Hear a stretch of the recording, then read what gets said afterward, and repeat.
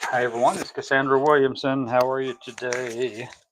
Hey, it has been a busy day today, but I did have one thing really fantastic happen. Actually, a few things, but just one big thing. My sister from Pikeville came over and she brought some green tomatoes.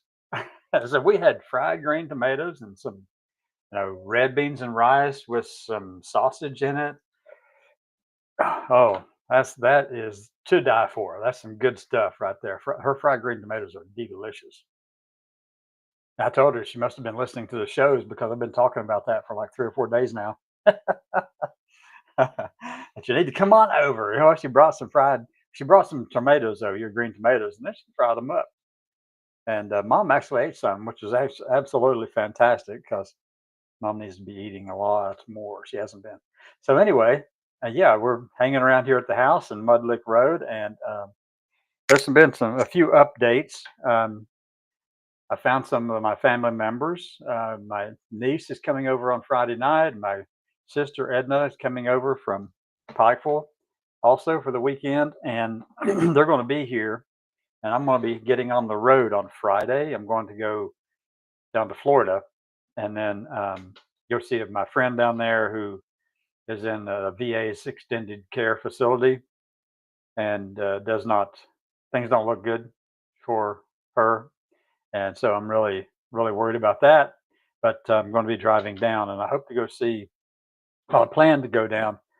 Well, maybe I just need to check out the map and just go see what's actually available. But I haven't decided if I want to go straight down to Lake City, Florida first, and then come back up and stop at my daughter's homes over in Tuscaloosa and Northport, Alabama, at the University of Alabama, and see my grandsons over there and my daughters and the in-laws and outlaws and everybody else down there, and home sweet Alabama.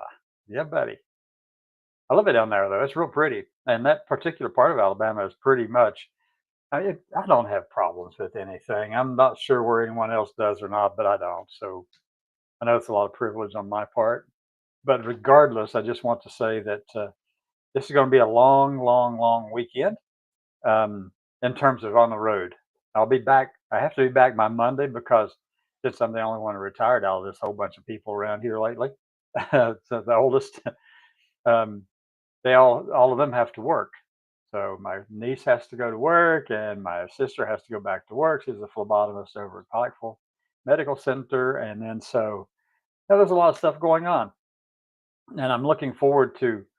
Well, I should say I was looking forward to driving down there, but here lately I've just been falling asleep in the middle of the day. I can't even figure out why. I mean, just feel so tired. But then again, I don't really sleep well either. How many of you sleep well or anything like that? I mean, are you sleeping well? Here lately, it seems like there's a lot of external stressors out there that are just making life miserable for everybody. Right, Junia, yeah, let me see. Be able to accommodate you if you need a rest stop. Hey, Jenny, thank you so much. That's awesome. I don't know yet. It's going to be in a big hurry because I really have to. I mean, I can't stay away long from here. I can't. I got to coordinate it so that I'm only gone just like 1 or 2 days over the weekend, the period of the weekend, and that means I have to drive straight down to Lake City, Florida, from here in eastern Kentucky, and then cut across the panhandle of Florida and go up into Alabama to go hang out a night with my two daughters and two grandsons and their in-laws and outlaws. Go hang out over there and then get back here by Sunday evening because I've got to make sure I'm back, um, for everyone else. I don't want to leave them stranded like that. I'm in the place where I can do things like that, and I'm very comfortable doing that. But this has been a really tough day, though, for those of you who are not aware. Got up this morning with the alarm going off. Actually, I was rattled out of bed by the medical alarm alert system that's behind me on the wall back here, and it was my brother letting me know that he found mom in the floor in her bedroom, and so had to deal with all of that, get her back up, and it's hard because I've got one shoulder here that is absolutely just not in a good place, but I still have to do it. I grabbed her and picked her up and set her down on a stool, then put her into her wheelchair, and I mean to tell you, I was worn out after that. But I know that she seemed to be all right. She had no physical issues or anything like that. I don't know what she was trying to do. Maybe go to the bathroom or something, and slipped down onto the rug that's beside her bed. And so she'd been down there for quite some time because I had to throw the rug out. It was soiled in a couple of big places, so it was not salvageable. So I had to throw that out, and then um, checked all her vitals. Her vitals were good. Vitals were good. Blood pressure, blood sugar, oxygen levels, all that stuff was good. The only issue she had was she had a couple of sores, bed sores on her behind, and so I've been putting powder on that, and making sure she's good. And I went and this afternoon I went down and bought some of uh, Boudreaux's butt cream. It's primarily for kids, for children, because you get diaper rash with kids and stuff, and it's zinc oxide. So it's 40%. So got some of that for mom. I put that on there, and hopefully the sores will heal up quickly, dry up, and heal up. I know they're painful right now though, because you can't find a place to be comfortable. It's really hard to do. So anyway, um, then my sister, I came back. I came back today, and the first thing is the PT person, the physical therapist, was here working with mom, and that's good because I went down the road to get a few things, and then the physical therapist was here when I got back. And then let me see what else is going on. Oh, yeah. Then my sister showed up, and we had some fried green tomatoes. So that stuff is delicious. Woo, my gosh, you did a good job. So plans for next week. Plans for next week. This is the fun part right here. This is the fun part. I want to share a screen with you because I'm going to kind of lay the stage for this and kind of set it up. All next week, we're going to be having a training session for trans terrorists. Cash Patel, and Pam Bondi and Dan Bongino, all you guys, if you're listening in there, come on down, come on down. You can enjoy some of the fixins that we have down here. You can sit out on the front porch, and we can rock and stare at the mountain, which is just directly in your face. You can't even look up and see the sky from the front porch looking that direction. So, yeah, I mean, if they want to come down here, Pam and Cash Patel and Dan, I mean, even Tom Holman, if y'all just want to come down and chat, I mean, you sit all out on the porch and just rock and talk and carry on and have a good old time out there. But if you do come down, bring me some green tomatoes, would you? Because I need to fry up some more of those. Those things were good. Yeah, yeah. Sleeping's a horrible issue, Jenny. It really is. I don't even know how to get any sleep anymore. It just doesn't register. It's it's a difficult thing. So here I am in the holler, and I've got this big plan for next week. And look, I do use AI on a lot of this stuff because if you're not using AI, if you are not using AI, folks, you're falling behind. And in just a year's time, if you haven't started using AI, you're going to be 10 years behind in a matter of a hurry. Okay, fast. This stuff makes your life a lot easier. It can do a lot of the heavy lifting. You give it the guidance that you want it to go, what direction you want it to go in, how you wish it to speak to you, or however. And then, yeah, come on. Are you headed out? Yeah, I do. They're in the bathroom right back here. Okay, give me 1 second. I got some tips. Hey, everybody, I got to go out here and work with mom for just a second. So just hang on. All right, hang on and come back. Give me a few minutes, and I'll be here.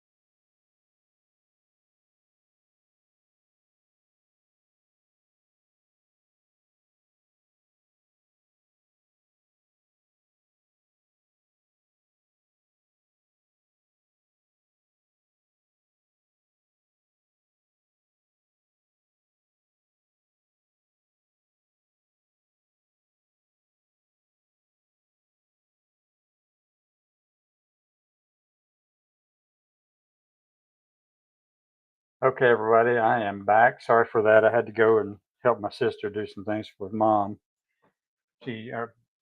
Edna had brought some stuff over here to help with her butt sores and things, and so we've been working on all of that. And Edna's going to be here for me this weekend while I go to Florida, and then one of my nieces will be here as well. It takes a village really to do all this stuff, and my brother's been doing it for a long time before he got to the place where he couldn't do it anymore at all. Uh,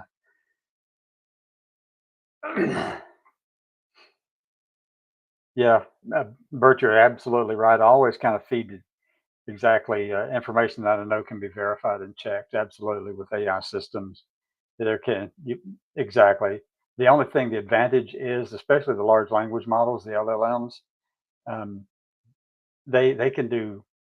They have access to information and documents and things like that that I have, you know, none of us have ever had the opportunity to actually look at. And they can do it in a quick way, but you do have to kind of do have to do a second set of eyes on it and verify what they're actually saying. The systems are actually saying, but they're going to get more and more proficient at what they're doing. And in the meantime, we've got to come along. If we don't keep up with it and actually begin to start using it in a more useful way, actually something that's beneficial to us, we're going to get left behind. And these systems will outrun us. They are amassing information at an astronomical scale.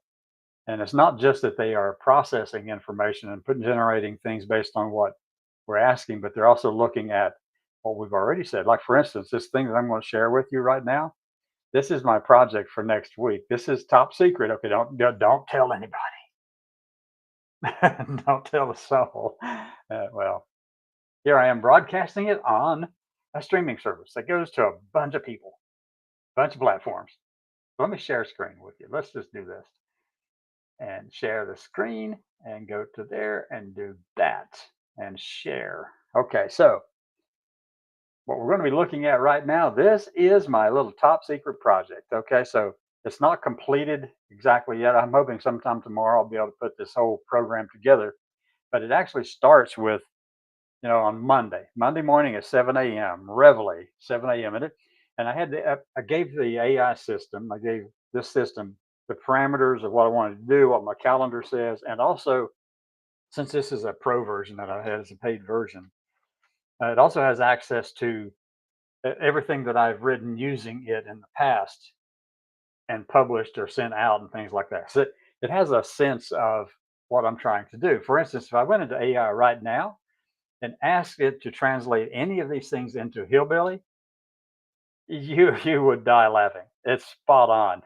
Because I was sitting in the hospital with my sister, who's here now, when mom was in the hospital a couple of weeks ago, and we'd gotten this list of things, and she understands the terminology better than I do, but we could interpret it and read it and just transliterate it. You miss the meaning, but you can transliterate a lot of things. So anyway, we took that and we were looking at it going, well, what does that particular thing right there mean when you put it all together? So I copied it and put it into an AI system and said, will you translate this into hillbilly? And oh my God, we had so much fun with that.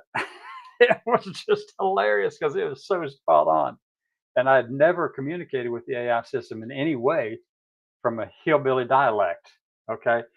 It analyzed systems and papers and documents from across the whole of the internet, everything that it has access to, literature and everything, and put together this thing that was written in hillbilly, the local vernacular. It was just so funny.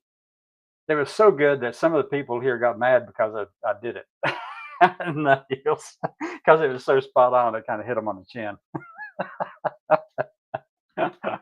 Oh, uh, but yeah, on the output for numbers and graphs and stuff like that, absolutely. I always go in and um, ask it to verify things and then confirm and then assess any new information.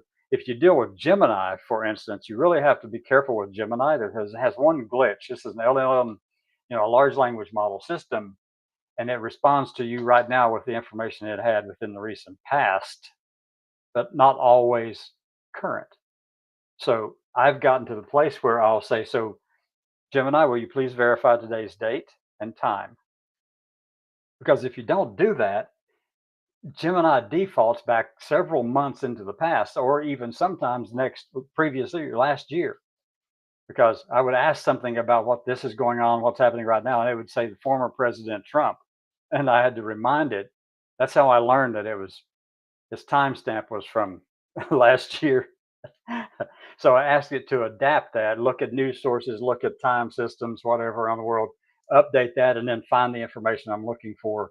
And then you confirm all those things. There's a lot of graphs out there that people have created that are absolute BS, particularly around crime rates and stuff like that.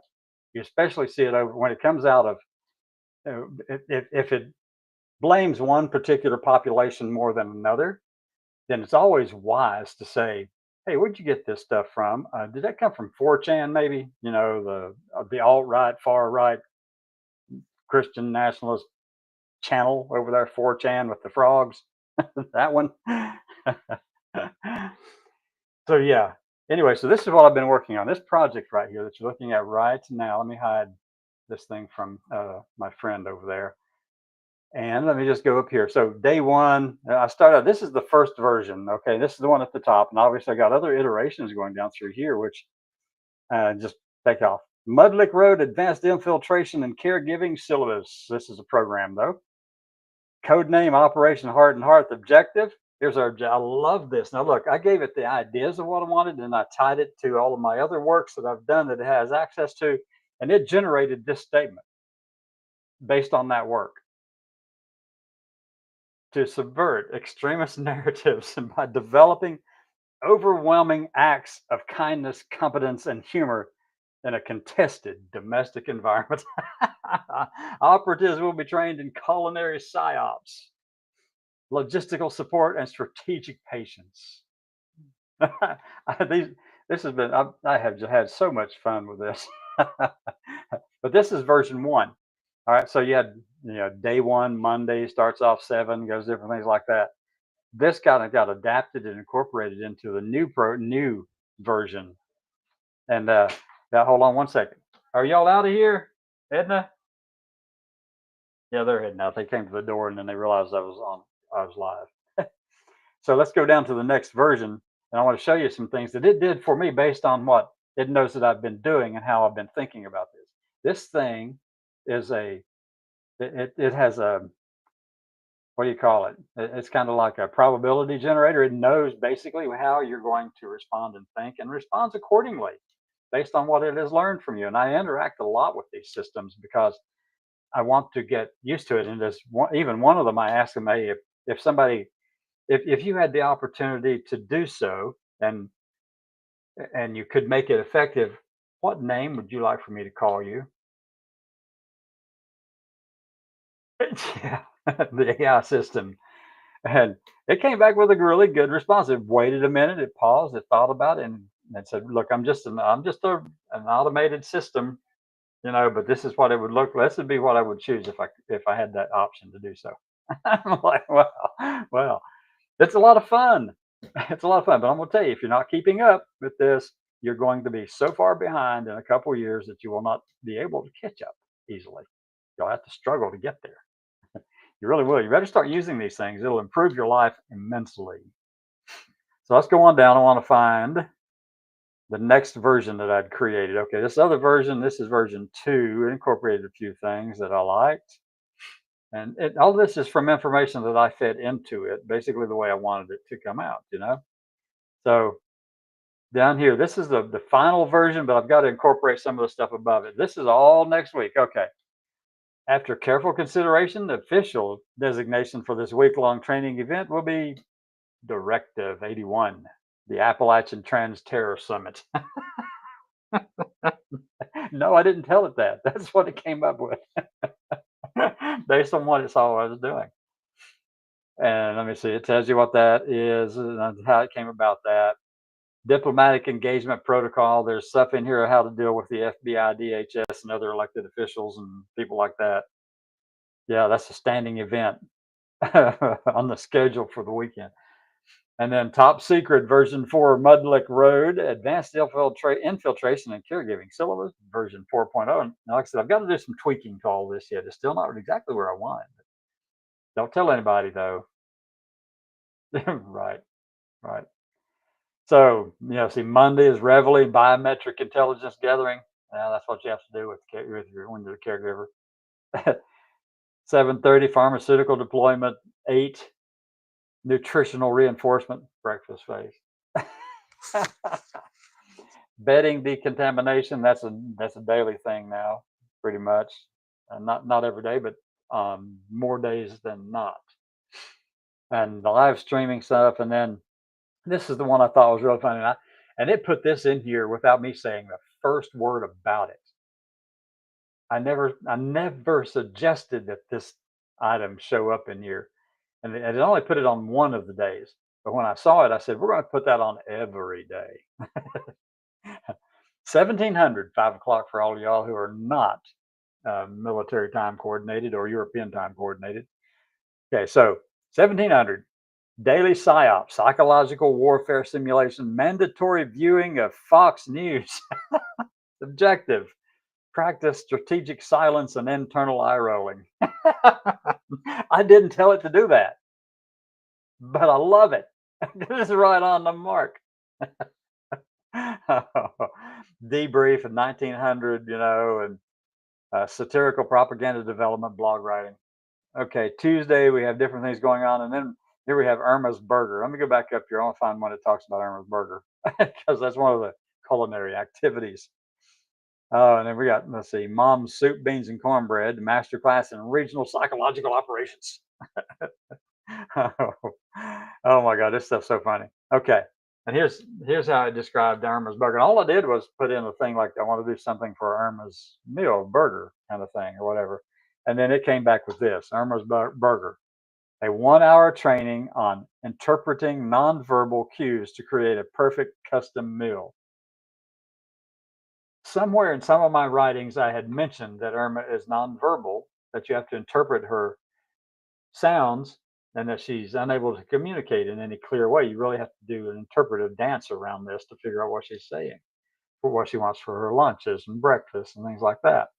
And sometimes she'll just show you. She'll go box, and she'll make a sound that sounds similar to box, and to me that means lunchable, either ham or pepperoni pizza or something. But yeah, that's what this means. So I was going to go through this process of creating a burger for Irma, and the AI system created that line. And I thought it was so hilarious. I mean, I'm just laughing. It was cool. A 1 hour training on interpreting nonverbal cues to create a perfect custom meal.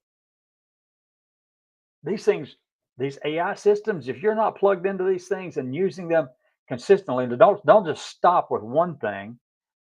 Let it build up a library of how you think and how you respond to things, and it'll have this library of your responses and your thinking and your processes in your own head. And what comes out is how you do things when you want to write something out. Now, be careful, like our friend out there in Arizona said, if you're going to create data, make sure you check the data and dig into it, dive into it, ask it questions, not just sources and all this kind of stuff, but questions about the validity and whether or not it considered this point of view or that point of view. And it will adapt accordingly. It will incorporate those things in. But for the large language model stuff, it does really good. All right, so let me see. Program title. Let's go on back down here. We got the Irma's Burger out of the way. And then Mom's Soup, Beans, occupational therapy appointments. I mean, it's got my appointments in here too from doctors in next week. Mom's appointments, or Irma's appointments, mine, and things that rolled them right in. Rolled them in. And here's where I go to the VA on that one, and then the 1700 PSYOP thing. Mandatory viewing of Fox News. Saturday. Saturday, we have 8 a.m. relaxed morning protocols. You can wear your jeans that day. It's a blue jeans kind of day. You don't have to wear your camis. Then maybe you should wear your camis. At least you can. I don't want to see any pasties running around here. 10. The Apple Stack Cake Gambit. a multi-hour intensive training session on constructing the pinnacle of culinary diplomacy. It created these things from my history of engaging with it. This AI system. I love it. I really love it. Special ops. Here's 1400. Special ops. Diplomatic engagement protocol. Okay, here we go. Host official delegations on the porch. Session includes rocking chair negotiations, tactical appreciation of tributes like visitors' gifts, and strategic discussions on fall foliage. Campfire interrogations at 8 o'clock. Advanced session involving the administration of truth serum, like sweet tea. I didn't tell it to write it that way, but oh, I love how it did it. And enhanced interrogation techniques, roasted marshmallows. Trainees will practice deploying the Class A Southern PSYOP. Bless your little heart. Oh my God. And then Sunday, October 12th, rest, reflection, and open porch diplomacy. Spiritual and mental fortitude, personal time. Family morale operations, contingency, 13 or 1500 open porch diplomacy, standing invitation for any official delegations. Trainees will practice de-escalation through relentless hospitality and mountain-based wisdom. And I didn't say anything about that either, but it took it in there. It built it up like this. And I mean, this is beautiful, beautifully done. I love it. The more I do, the more I work with this large language model, the LLM, the more it learns about how I think and the direction I want to go in certain things, and it can just move right along with me. It does it easily, folks.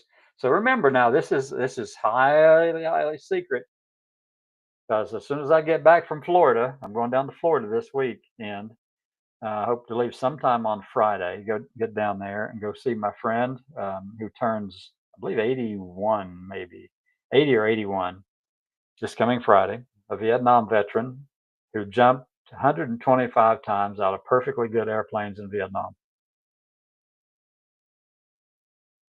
Yeah, in Vietnam, 125 times. There. I know people who've done it a lot more, who did it a lot more than that.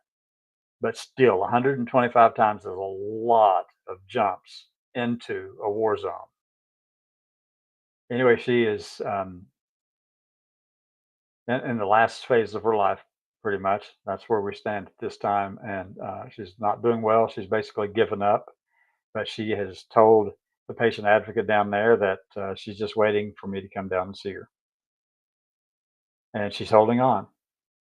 And I'm going to have to go see her. So that's actually pretty darn tough. Okay, it's a tough thing. It's a person I know, had a lot of communications with over time for a number of years now, and it's tough. It really is. And anyway, I'll come back in tomorrow at noon Eastern and 6 p.m. Eastern. Tomorrow's Thursday, I believe. Yeah, and preparation for what's going to happen on Friday. I'll continue with these programs. Some of them may be on the road from my phone, wherever it might be. I try to keep up with the news, but I'm going to actually work this top secret program out. So we have a trans terrorist training program here in Appalachia, right here on Mud Lick Road. So if you're looking for a place to get out of, this is it.